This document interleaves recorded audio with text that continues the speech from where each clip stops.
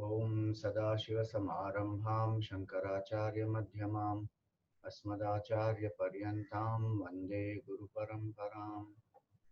श्रुतिस्मृतिपुराणानाम् आलयं करुणालयं नमामि भगवत्पादं शङ्करं लोकशङ्करम्। समस्तजनकल्याणे निरतं करुणामयं नमामि चिन्मयं देवं सद्गुरुं ब्रह्मविद्वरम्। सर्ववेदान्तसिद्धान्त गोचरं तमगोचरं गोविन्दं परमानन्दं सद्गुरुं प्रणतोऽस्म्यहम्। So we are seeing the qualifications of a student here. Adhikari Lakshana we are seeing. So it was said that on the capabilities and qualification depends the realization of the truth and not on the secondary means like time, place, accessories, etc. Having cultivated those qualifications, a student must go to the teacher. Samasadya daya sindhum gurum brahmavid uttamam, who is an ocean of compassion, who is the knower of Brahman, who is well versed in the scriptures. Go to such a teacher and ask about the Atma. Jignasor Atma Vastunaha. Vichara Kartavya. Listen to the teacher and then contemplate on what the teacher has said. So, having said this much, there are different levels of qualification. So, certain qualifications are the general qualifications which are required for pursuit of any knowledge. That is mentioned in the 16th verse. Medhavi Purusho Vidvan Uha Poha Vichakshanaha Adhikari Atma Vidyayam Ukta Lakshana Lakshitaha. So these are general qualifications which will apply to any knowledge, and specifically here also for the self knowledge. So he says here Medhavi, a person must be having a keen memory, or Medha Shakti. We will come to what is Medha Shakti. Vidwan, he must have a general knowledge about the world. Uha Poha Vichakshanaha, capable of arguing for and against, an expert in that. Adhikari Atma Vidyayam, one who wants to gain the knowledge of the self. Ukta Lakshana Lakshita, must also have these qualifications. So now, Medhavi. Generally, Medha is translated as memory. There is a Suktam also, which is called as Medha Suktam.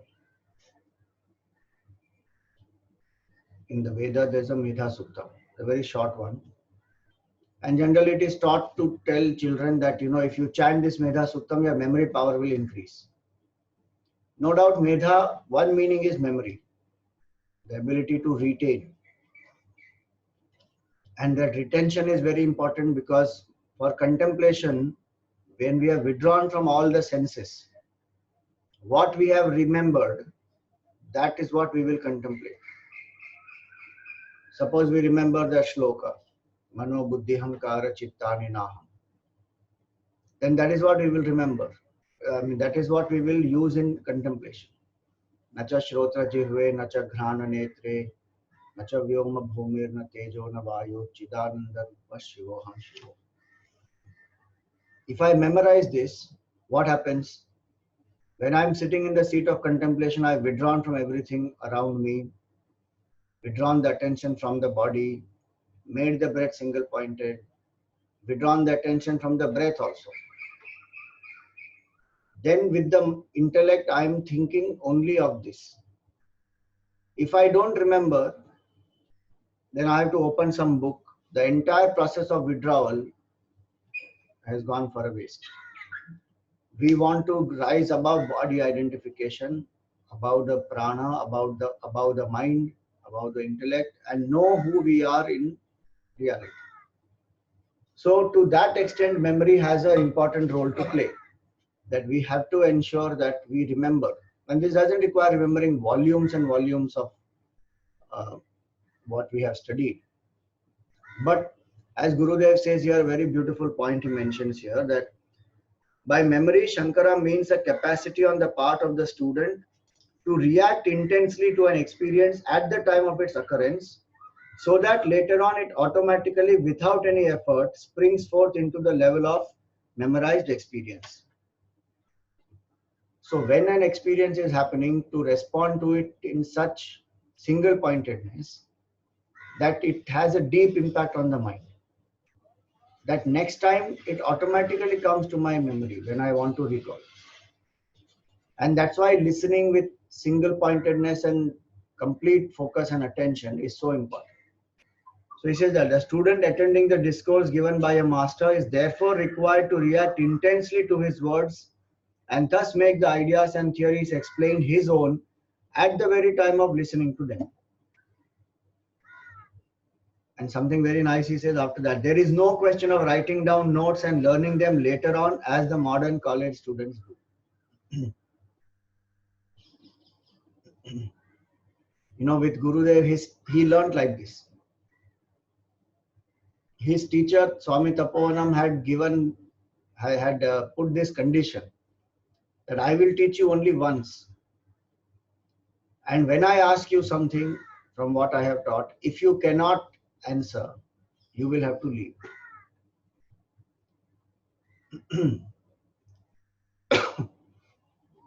And Gurudev accepted that condition. Not that he never made notes. People think that Gurudev never made notes. Gurudev made notes. There are manuscripts available. There are the texts in which on the side he has made notes.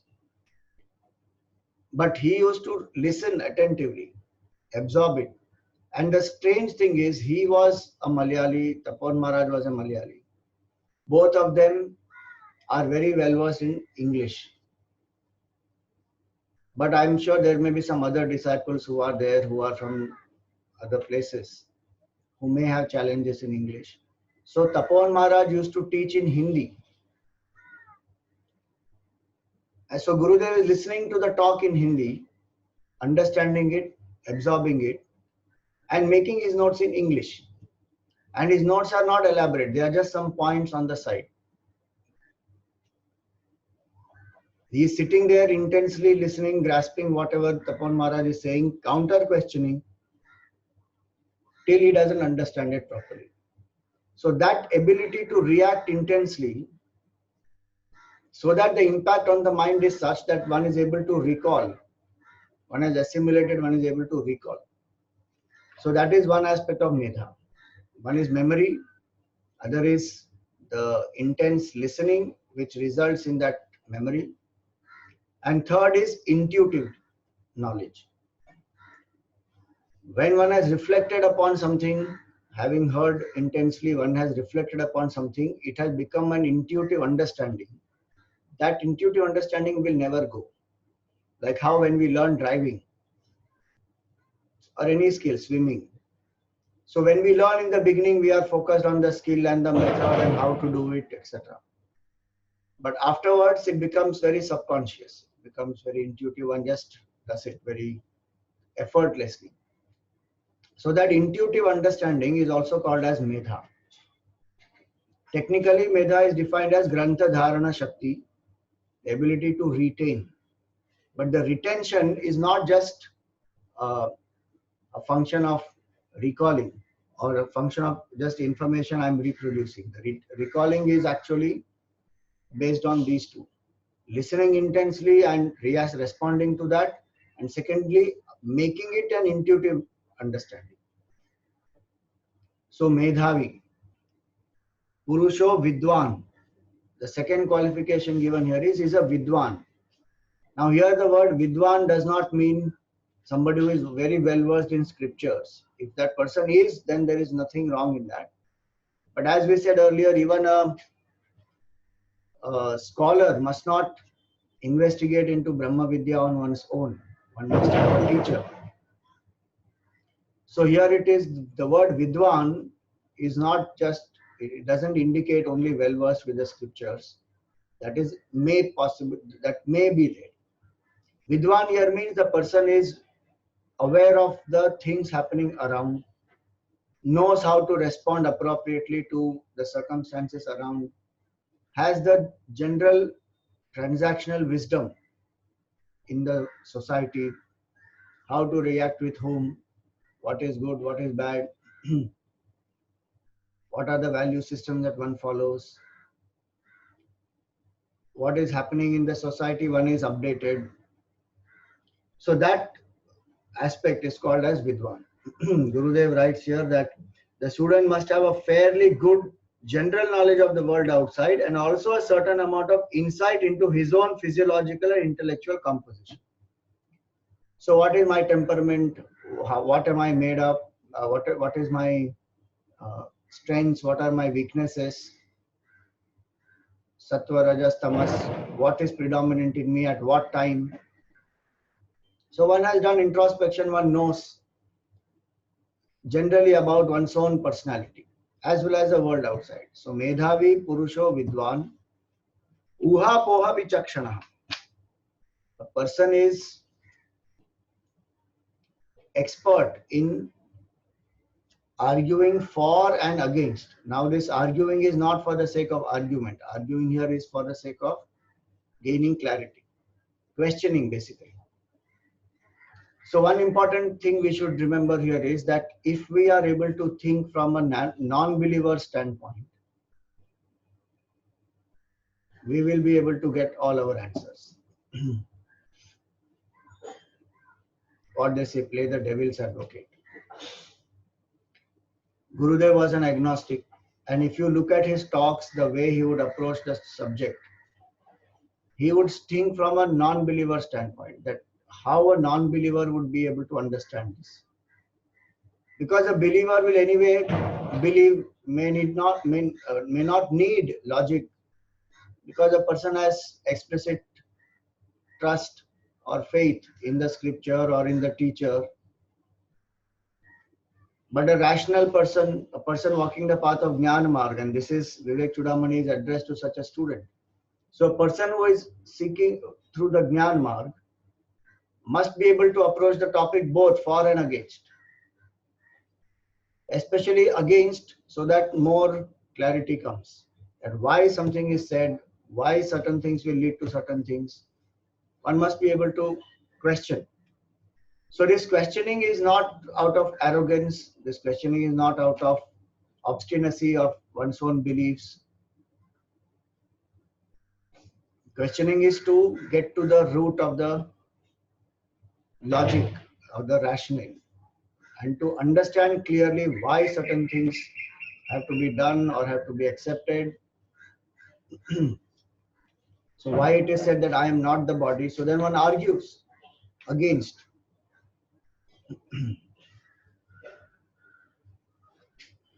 If that way one is able to approach any topic, does God exist? Vivekananda said a very nice line. He said a confirmed atheist is better than a confused theist. You know, when we conduct debates, does God exist? Typically we find that the team which is for is very weak. They don't have clarity, they don't have proper logical explanations, and they cannot counter the team which is against. Because they have very strong logic, they are very clear.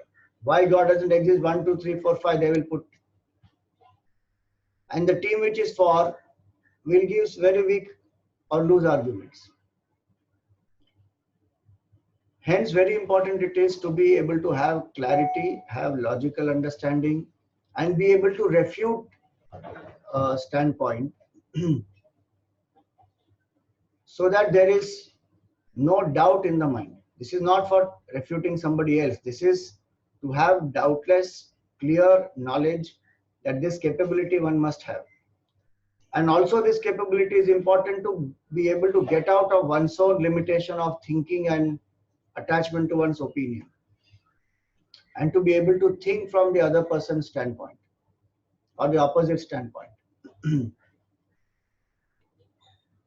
This will definitely help the individual in both the ways. That one is the person is not attached to one's own opinion, so there is ability to assimilate knowledge. And the other, the person has more clarity when a person sees from the opposite standpoint and is able to refute that standpoint. So, uha poha vichakshanaha, person is expert in arguing for and against, so that there is clarity. And it also increases the subtlety of the intellect. A sharp and a subtle intellect is required for Vedanta. If you see the commentaries by great masters, they go into hair-splitting logic. Sometimes one feels why this much detailing is required. But the student who is walking the path of knowledge requires that detail. So what is the nature of ignorance? Does it exist or does it not exist? There will be so much of argument on that. Logical. One by one, they will give logic. And the opposite party will refute that logic, re-establish something else. Then this party will again give the counter for it. This goes on, uha poha vichakshana. And ultimately a conclusion is drawn. So the person has to understand on the path of, on this intellectual path. This is called intellectual stamina. Like we have a physical stamina to run, let us say 100 meters dash or a 400 meters or a relay or a marathon. We will cultivate a physical stamina. Here it is an intellectual stamina. Till I don't reach the truth, I will continue to pursue and continue to question. Like Vivekananda ji went on asking people, have you seen God? Have you seen God? Don't give me just some intellectual theories. Have you seen God? His pursuit was there. Consistency of that pursuit. So Gurudev would say that we have to use the intellect to go to the borders of the intellect and transcend it. To use that intellect, this is important. Uha poha vichakshana. So now these are the external qualifications. Medhavi Purusho Vidwan Uha Poha Vichakshana. Adhikari Atma Vidyayam Ukta Lakshana Lakshitaha. This person is called as Adhikari, and especially in the pursuit of Brahma Vidya, Atma Vidya, these Lakshanas one must have. So now Adhikara or the qualifications are at different levels, as I said earlier. So one is called as Bahiranga Sadhana. Bahiranga Sadhana is the sadhanas which are more external, in the sense they are preparatory sadhanas. By external we don't mean outside. By external we mean here more preparatory, which help the mind to cultivate single-pointedness, subtlety, selflessness. So Bahiranga sadhanas are chanting, going to a satsang, dan, vrata, upvas, yatra. They are Bahiranga sadhana. What they will help us to do is this: Medhavi Purusho Vidwan Uha Poha Vichakshana. They help to prepare the mind. They help to increase the memory, focus, concentration, intuition. So they are Bahiranga. More easier to do. They have more external supports. And most of them will be done with the senses not withdrawn, but engaged. So when we go to the satsang, we are listening. When we are doing upvas, our senses are not withdrawn. We are still working, engaging. Food we have regulated. When we do a havan, then the senses are engaged in offering the ahutis. Chanting is being done, ahuti is being offered. When we do a yatra, we are walking, going to a temple, seeing the form of the Lord. So these Bahiranga sadhanas, they engage the senses, they train the body, they train the mind, and they are more simpler to do because the senses are still engaged. The next level is the Antaranga sadhana. So this Antaranga sadhana is more subtler. So pranayam, pratyahar, japa, and especially the mental japa,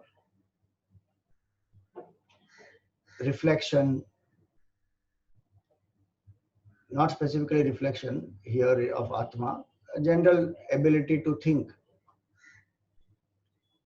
So this Antaranga sadhana is what is the next one, which we call Vivek, Vairagya, Shatka, Sampati, Mumukshutva. These are inner qualifications, more subtler. And some of these are cultivated by withdrawing the senses. So while doing japa, while doing pranayam, the senses are not engaged. We have withdrawn the attention of the mind from the world outside, from the body, from the senses. And we are focusing exclusively on the internal processes. Whether it is discrimination, dispassion, or doing some japa, doing some pranayam, or practicing withdrawal from the things outside using a particular support system. So these are antaranga sadhanas, or they make a person adhikari by cultivating the inner qualifications. So the next one is the inner qualification. 17th one, he says, Vivekino viraktasya shamadhi gunashaalinaha mumukshoreva hi brahma jignasa yogyata mata. So he says, Vivekino viraktasya. Now these are the fourfold inner qualifications, which are what we understand as sadhan chatushtay in the science of Vedanta. And each of these will be elaborated later. So Vivekino. Viveka means discrimination between real and unreal. Viraktasya, the dispassion, the ability to drop what is unreal, drop the identification with the unreal. Vivekino viraktasya. Shamadhi guna shalinaha. Sixfold virtues beginning with Shama. So Shama, mind control, Dama, sense control, Uparama, withdrawal, Titiksha, forbearance, Shraddha, faith, and Samadhan, absorption. Each of them will come later, so don't worry if you are not able to write it down or if you feel it is very fast. 6 qualifications, which are the qualities of the mind. Shamadhi, Shatka, Sampati, they are called the sixfold inner wealth. Then Mumukshutvam, Mumukshorevahi. So Mumukshutvam is the intense desire to be free. Brahma Jignasa Yogyata Mata. The person who wants to know Brahman, Jignasa is the desire to know. So the person who wants to know Brahman, for that person, these are the 4 inner qualifications which are very important. So the Bahiranga sadhana, then the Antaranga sadhana, then we call as the Param Antaranga sadhana, supremely internal qualifications which lead to this self-knowledge. These are Shravan, Manan and Nididhyasan. So Shravan, Manan, Nididhyasan will be successful only when there are fourfold qualifications as well as the external Bahiranga sadhana, which is Medhavi, Vidwan, Uhapoha, Vichakshana, those. So Vivek, Vairagya, Shatka Sampatti, Mumukshutvam, Antaranga sadhana. Equipped with that, one does Shravan Manan Nididhyasan from a teacher. One listens, reflects, and contemplates. And then the last one is the Sakshat sadhana. The Sakshat sadhana means that which helps the person to realize the truth in one's heart directly. That is the intuitive knowledge that arises through Samadhi Avastha. When one has withdrawn completely from the body, mind and intellect with steady contemplation on the self, when the mind is attachment to the BMI is completely transcended, that state of being where one is no more identified with the individuality and it is not a blank, that state of intuitively knowing that I am something other than the BMI. Till now one was only knowing intellectually. Now one knows intuitively. That state is called the Sakshat sadhana. The direct means of knowing that yes, my nature is Brahman. So 4 levels of sadhana. Bahiranga, Antarang, Paramantarang and Sakshat. Indeed, the Sakshat is actually the state of realization. But the practice of Samadhi, when one has to keep doing, and that's why it is the Sakshat sadhana. So these are also called qualifications in their subtlety. Each one leads to the next one. And the previous one is required for this stage to happen. So now, having given these 4, having enumerated these 4, now the next section is what he elaborates these 4. Again, he repeats the similar thought. 18th one. Sadhanan yatra chatvari kathitani manishibhihi yeshu satsveva sannistha yadabhavena siddhyati. So he says here, one thought he emphasizes that sadhanani yatra chatvari, 4-fold qualifications, kathitani manishibhihi, the wise people have said this in the past. Yeshu satsveva sannistha. Whoever has this will get the firm abidance in the truth. Yad abhave na siddhyati. And if one doesn't have these, then one will not experience the truth.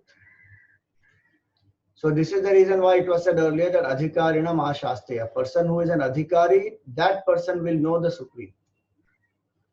Doesn't matter where he is born, what is the caste, community, creed, what is the externality. None of those things matter. What really matters is these 4-fold qualifications. So if a person has cultivated this fourfold, our whole life, till we don't realize the truth, we have to keep on fine-tuning these 4-fold qualifications so that Shravan Manan Nididhyasan will become better and the realization happens. So a lot of times what happens is we learn this Vivek, Vairagya, Shatka Sampatti, Mumukshutvam, and we know about their definitions, and we also have them in certain measure, but we don't keep fine-tuning it. We straight away go to listening, reading, reflecting, discussing on various books of Vedanta. So one book after the other book we keep reading. But what has to be done exactly is these 4 must get fine-tuned again and again and again, so that when I'm listening, if the mind is ready because of the fine-tuning, realization will happen then and there. So even if I'm reading different books, that is okay. Or I keep revising one book, that is okay. But what is important is these 4-fold. That's why it says Yeshu Satsveva Sannistha. Whoever has this will get the Nishtha in Satya, will get the abidance in the truth. Yada bhave na siddhyati. And without these 4-fold, it is not possible to know the truth. the mind will just become, it will just treat this Vedantic knowledge in a objective way, meaning it will objectify this knowledge. It will always say that this, like we understand physics, chemistry, biology, in that way we will understand this knowledge also. So to make it a subjective experience, what is required is these qualifications. Vivek, Vairagya, Shakta, Sampatti, Mumukshutva. And the order of these also is very nice. Each one leads to the next. So that's what he says in the next one, the 19th verse. Adau nitya anitya vastu viveka pariganyate iha amutra phala bhoga viragas tadanantaram shamadhi shatka sampatti mumukshutvam iti sfutam. So he says Adau, in the beginning, nitya anitya vastu viveka pariganyate. What is real and what is unreal, this discrimination is listed first. In our introduction to Vivek Chudamani, we had done this elaborately, that why discrimination is required. When two things have got mixed up, which are dissimilar, it is easy to separate, like rice and stone. When two things which are similar and they have got mixed up, it is difficult to separate, like chili powder and brick powder, red brick powder, or milk and water. Difficult to separate. But when two have got mixed up in such a way that we don't actually know there are two, one is mistaken to be the other. So the self and the not self have got mixed up, where we are considering the not self as the self, where we are considering the body, mind, intellect as the self, as I. And we don't know that there is a self which is separate from the body, mind and intellect. So first thing is to know that there are two and to discriminate, so that the false notion of I in this body, that removes, that is gone. So discrimination is the first quality. When I discriminate between real and the unreal, then the resultant capacity to drop the unreal. When I know something is unreal, why will I run behind it? That feeling in the heart is Vairagya, where one no more is interested in anything here. So, iha amutra phala bhoga viraga. Here and hereafter. Iha means here, amutra means hereafter, meaning after dropping the body. Phala bhoga viraga. No craving to enjoy.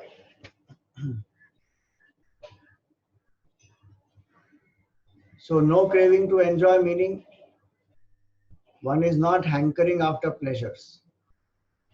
If they come, one enjoys it, but there is no hankering, there is no craving in the heart. Person has outgrown that because of Vivek.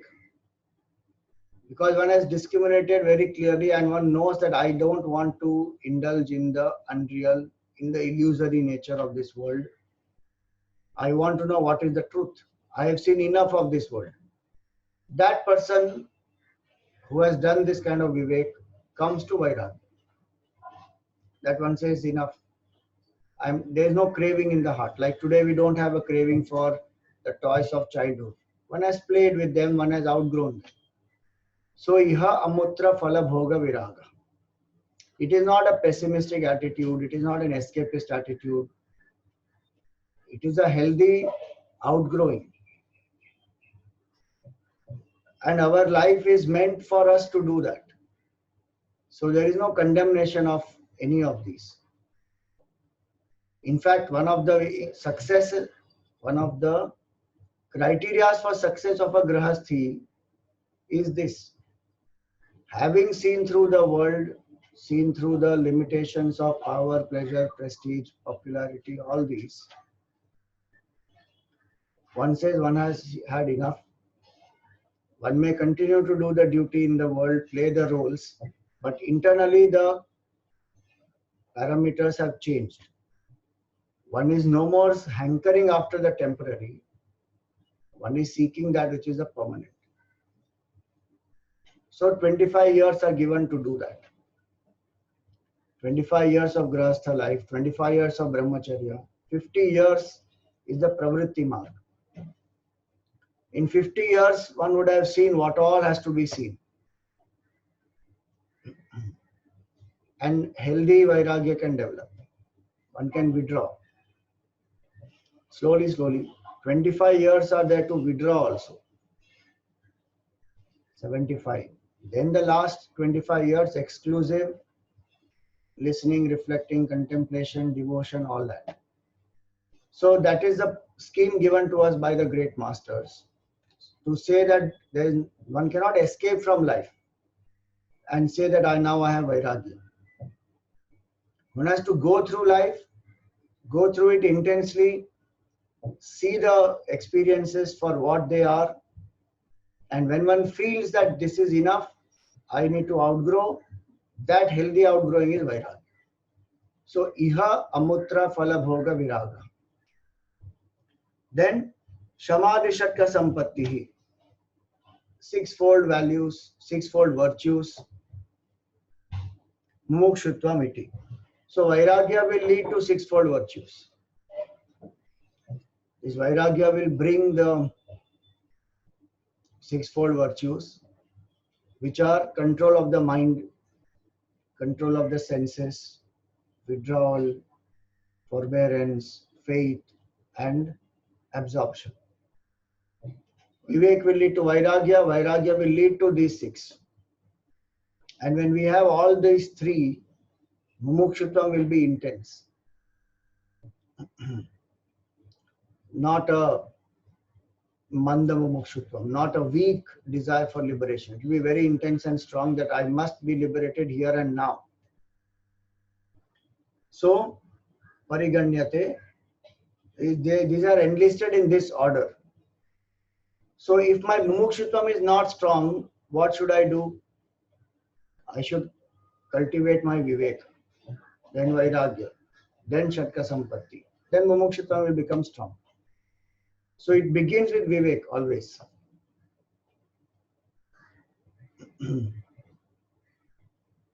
Prince Siddharth, when he was born, a prophecy was made by the astrologer that either he will be a great king or he will be a great monk, a great renunciate.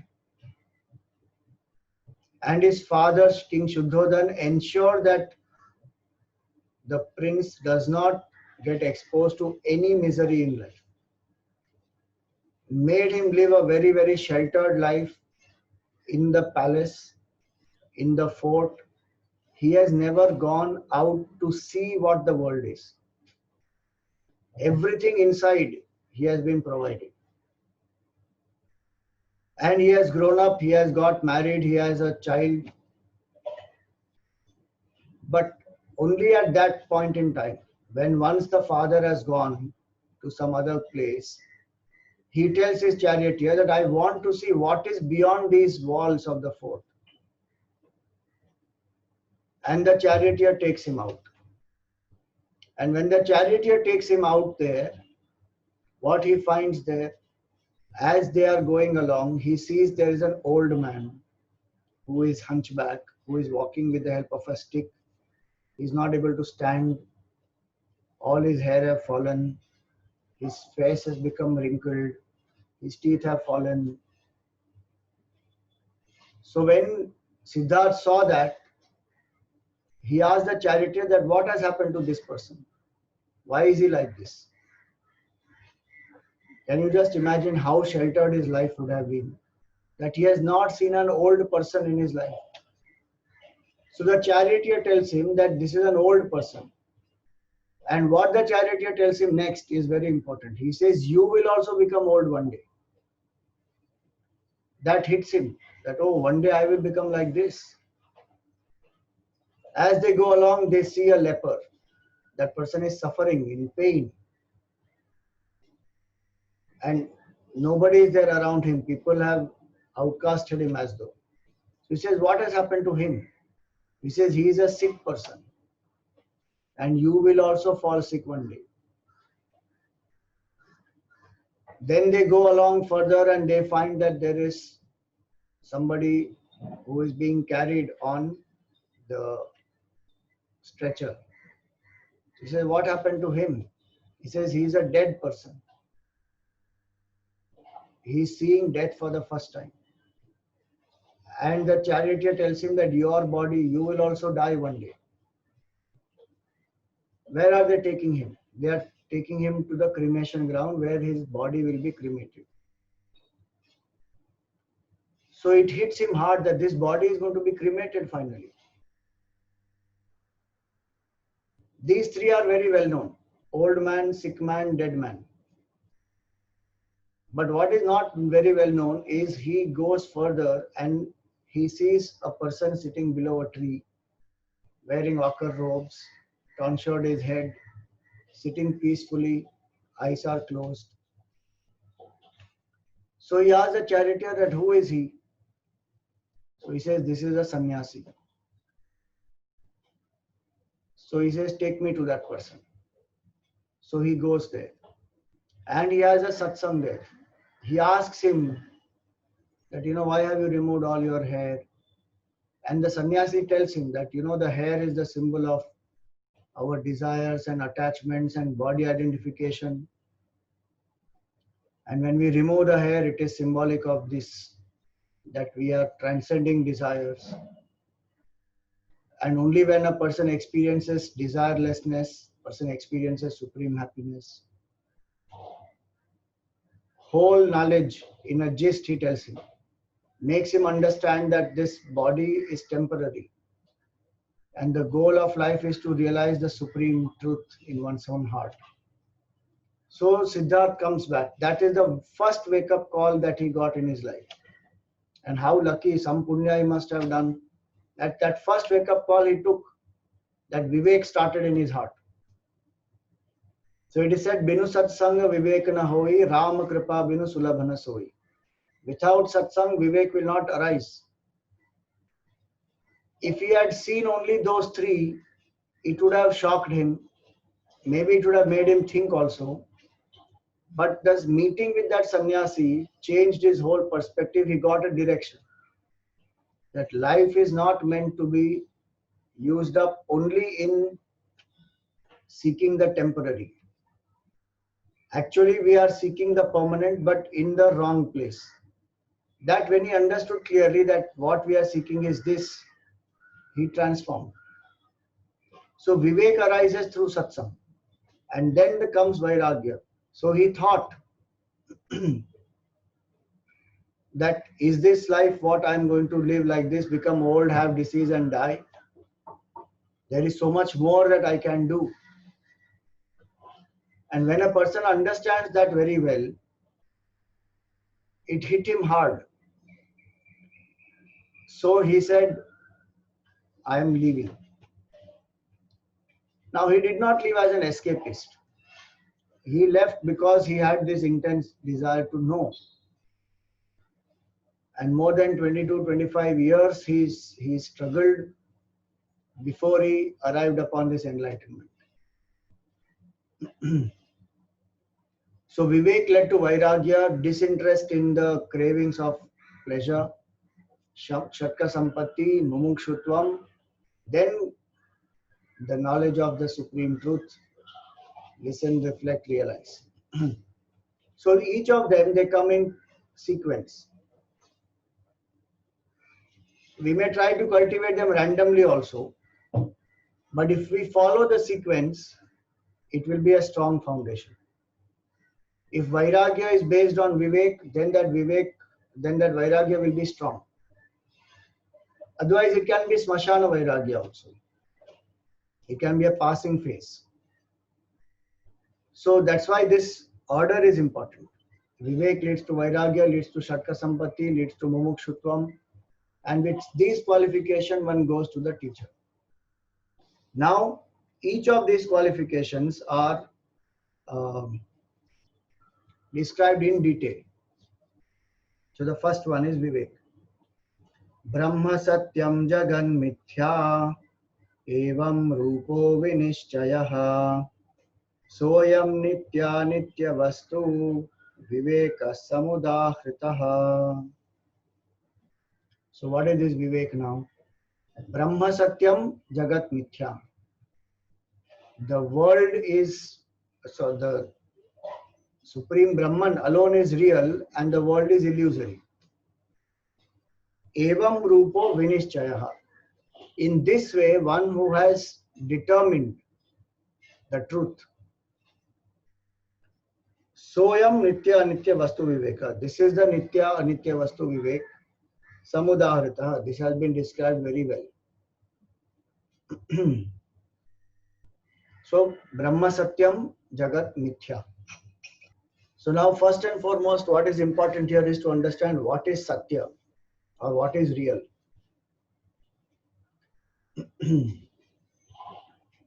So what is the criteria to know what is real?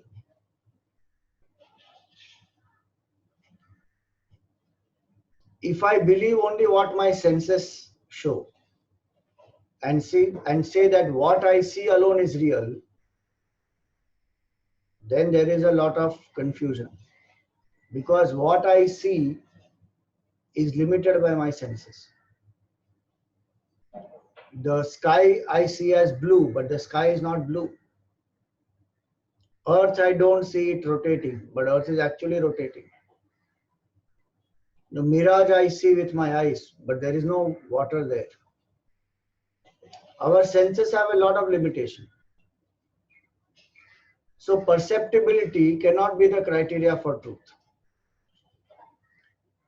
Our ears cannot hear beyond a certain range of sound. Ultrasonic sound we can't hear. Infrared rays we cannot see. The bats, they can hear the ultrasonic sound. They cannot see, but using the sound, they understand the existence of an object or a person, and they're able to fly appropriately. So the ability to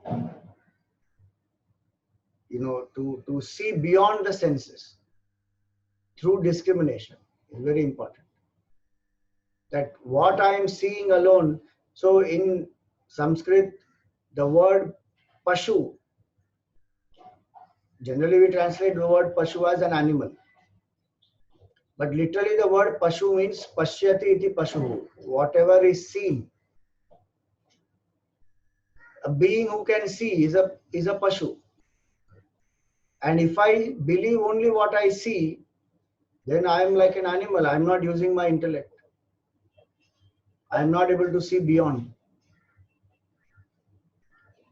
So many discoveries of science are made because they have gone beyond the senses. If they would have got limited to senses, science also could not have discovered so many facts. So even in science, Vivek is required. Even in spirituality, Vivek is required. That what is not visible, it exists.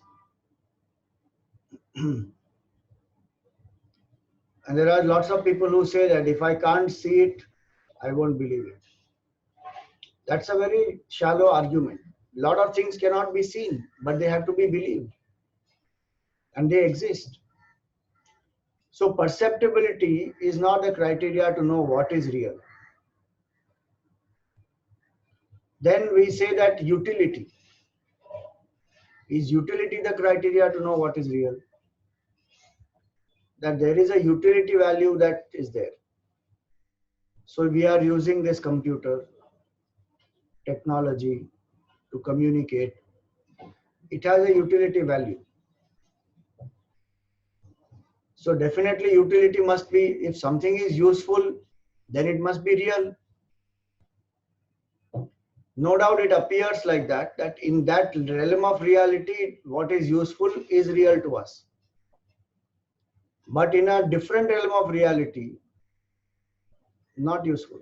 For example, If a person goes to sleep hungry, in the dream the person has a 7-course meal and feels very satisfied. The food had a utility value in the dream to make that person eat and feel satisfied.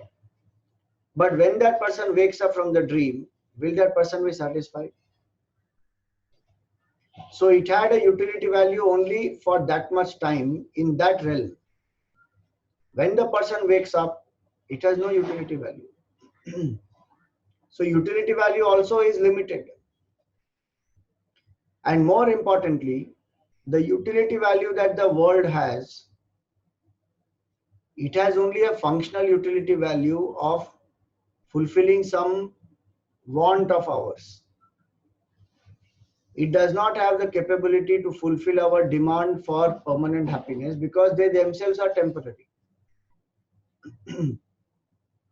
And hence, no matter how much we have in the world, how much we enjoy in the world, we still feel empty. Because the utility value of a thing is very limited. And it changes. The first rasgulla that I eat and the 10th that I eat, the value of that rasgulla has deteriorated in time. The object is the same. But the ability of that object to satisfy me, that ability also is the same in that object. But in my mind, the value of that has gone down. The utility value, the enjoyment value has gone down. So it changes.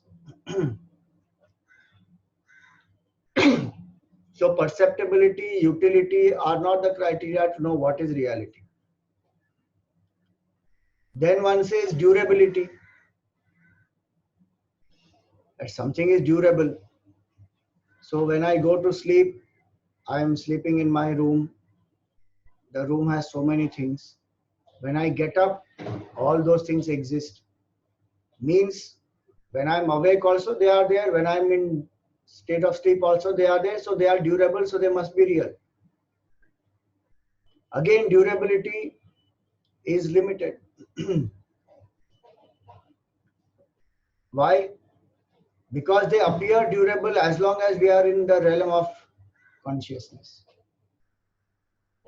So in the dream, when the person is dreaming, within the dream, the whole dream world appears very real. And when a person wakes up in that dream world also, the dream world remains. But when the person actually wakes up from that dream into the waking state, the whole thing is gone. So what is the durability? The durability of a snake vanishes when there is the realization of the rope. And how do we know that? There are so many masters who have experienced that state. The scriptures have described that state, that where the world ends. And in fact, we experience it every night in the state of deep sleep. When we have withdrawn, the waking world disappears, the dream world also disappears. We are in that state of unmanifest. And we again project back this whole world with the same things. So the durability also is questionable. And then comes majority. If everybody believes something, does it become real? For a long time, people believe that earth is flat. Majority, even today, will believe that happiness is in the world outside. What the majority believes cannot be the criteria for reality. The criteria for reality can only be something which we have to think about. So think on this question, that what is that which makes us determine what is real and what is unreal. 4 criteria: perceptibility, durability, utility, and majority. These cannot determine. Then what helps us to know what is the reality? That we will discuss tomorrow. Any questions, you are welcome to ask. Hari Om Swamiji. Yes, My question was, what is the difference between a Jigyasu and a Mumukshu? so Jignasu has a desire to know. A Mumukshu has an intense desire to free oneself using that knowledge. Sometimes Okay, and my second question, sorry, go ahead. Jignasu may have a desire to know for the sake of objective knowledge, may not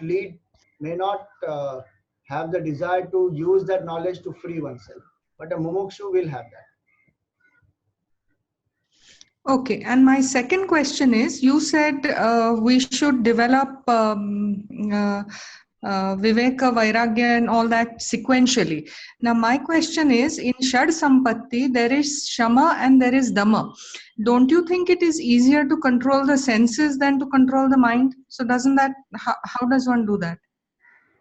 So no doubt that it is easier to control the senses than to control the mind, but who is controlling the senses? The mind only is controlling the senses, no? Senses don't have any control on themselves by themselves. No? Who is using the senses to perceive? The mind is using the senses to perceive. And it is the mind only which will have to control. The eye by itself cannot do anything. So in terms of subtlety, it is a fact that sense control is more grosser and mind control is more subtler. But the fact is that the senses are controlled by the mind only. Hence, Shama comes before. Okay. Okay. Thank you. Hariom Swami ji. Yes, Hariom. मुझे ये पूछना है कि आपने जो 4 साधना बताई, बहिरंग साधना, अंतरंग साधना, तो बहिरंग साधना जो है, जो गीता में बोला गया निष्काम कर्मयोग, जिससे माइंड फिकलनेस चला जाता है, तो क्या ये इसमें ही आता है? या बहिरंग साधना में आएगा।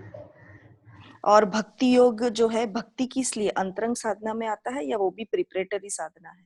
नहीं, सी कर्मयोग और भक्ति योग, both of them, what is the nature of the sadhana I am doing, in that it will determine according to that. Now in bhakti yoga, if I am doing, let us say I am walking up to the temple doing some pradakshina, it will come as a bahirang sadhana. But if I am sitting quietly visualizing the form of the Lord, doing the japa mentally, it will come as antarang sadhana. So manas puja या manas upasana is antarang sadhana. Antarang sadhana. So thank we you, cannot thank you classify so much. directly like that. Ki bahirang sadhana is karma yoga, antarang sadhana is bhakti yoga. It depends on how we are using. That's why I said the principle is, if senses are being utilized, engaged, then it is bahirang. If the senses are being withdrawn, it is antarang. Thank you very much. Thank you very much, Swamiji. Hari Om.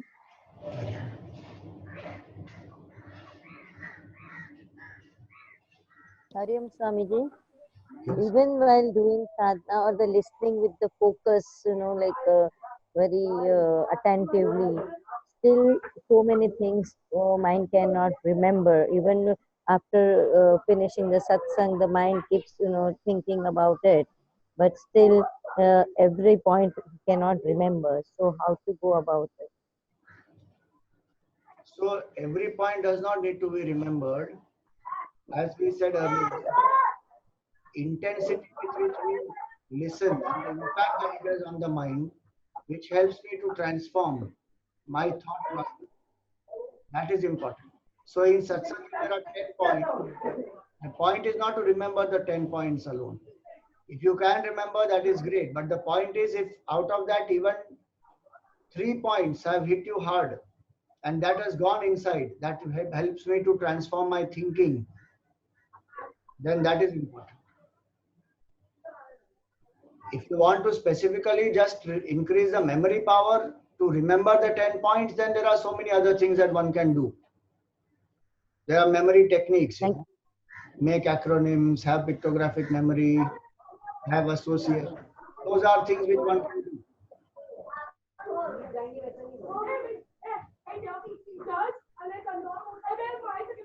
Hari Om Swamiji. Can you please audio? Hello. The earlier person, mute the audio. Neetaji, can you mute your audio, please? Swamiji, you said Bahirang Sadhana, Antarang Sadhana, and there was another word you had used for the Shravan Manan. Param Antarang Sadhana. Param Antarang Sadhana. Okay. Thank you, Swamiji. Hari Om Swamiji. Swamiji, at one point you mentioned that, Swami Chinmayananji was a Malayali and still he used to receive instruction in Hindi, right? Yeah. That brought out another question. So, if we go a few thousand years ago, right, we did not have all the technology, and at that time, I'm just getting curious how somebody like Shankaracharya at such a young age traveled India across all these different language regions. I mean, did he actually pick up those languages, or was Sanskrit as a common platform? Because we are in a Dravidian region where we run with